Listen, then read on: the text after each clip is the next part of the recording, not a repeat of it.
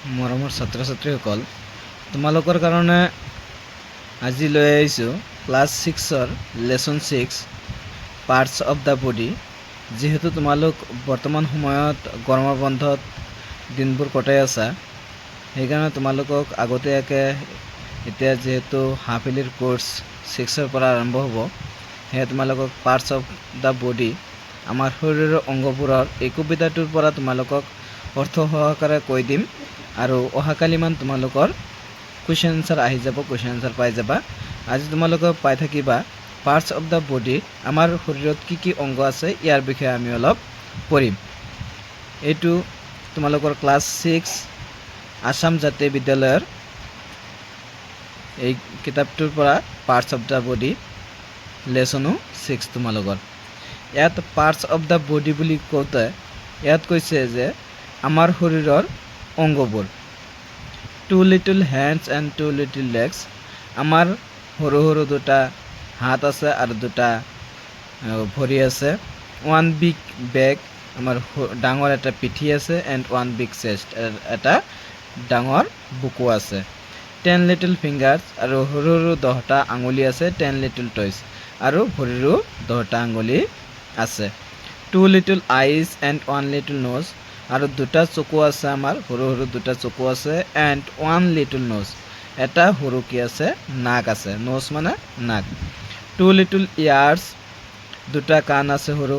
And 2 little fits, আৰু দুটা ভৰি আছে সৰু সৰু। 1 little mouth,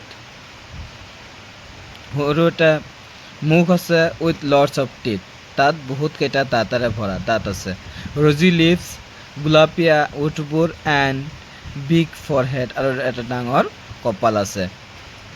and lots of hair, আৰু বহুতো চুলি আছে অন দ্য হেড, মূৰৰ ওপৰত। 1 লিটল চেইন এণ্ড 2 লিটল এলবছ, এটা সৰু থুতুৰি আছে আৰু দুটা কঁকাল আছে। ইয়াত থুতুৰি আৰু কঁকালৰ কথা কোৱা হৈছে তোমালোকক। 2 লিটল এংলেছ, দুটা সৰু সৰু গৰুহা আছে। এণ্ড 2 আইব্ৰছ, আৰু আমাৰ চকুৰ ওপৰত থকা যে ভৰুৱা বুলি কওঁ সেইটো আছে দুটা। 1 লং নেক্স, এটা ডাঙৰ দীঘল খাদ্যনলী আছে।